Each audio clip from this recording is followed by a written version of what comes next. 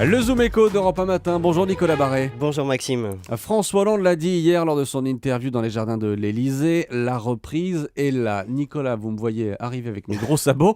Est-ce que d'après vous, le président a dit vrai ? Écoutez, non, jugez vous-même, l'INSEE table sur une croissance de 0,2% au deuxième trimestre, 0 au troisième et 0,1 au quatrième. Donc dire que la reprise est là, c'est faire preuve de vraiment beaucoup d'optimisme.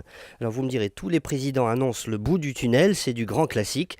Bien sûr, il n'est pas inutile d'être optimiste si ça crée de la confiance. Après tout, la confiance est un élément clé de la croissance économique. Mais encore faut-il que cette confiance s'appuie sur des bases solides. Et là, ça n'est pas le cas ? Bien franchement, on peut en douter. François Hollande justifie son optimisme par la petite reprise, c'est lui qui le dit, de la consommation et celle de la production industrielle. Alors côté consommation, c'est plutôt l'inquiétude. Elle va être pénalisée dès la rentrée par des hausses d'impôts, de nouvelles taxes et sans doute plus tard par une augmentation des cotisations retraite.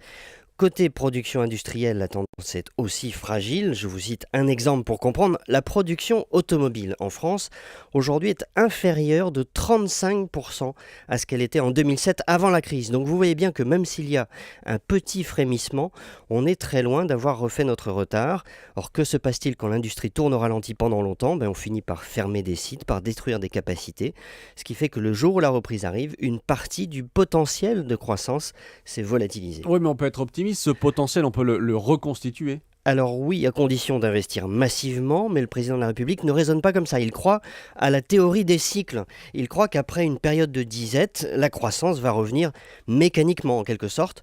Or, on n'efface pas comme ça les effets de la crise. Une partie du tissu économique a été détruite. Il va falloir investir énormément pour retrouver la croissance, ce qui suppose que les entreprises dégagent des marges élevées.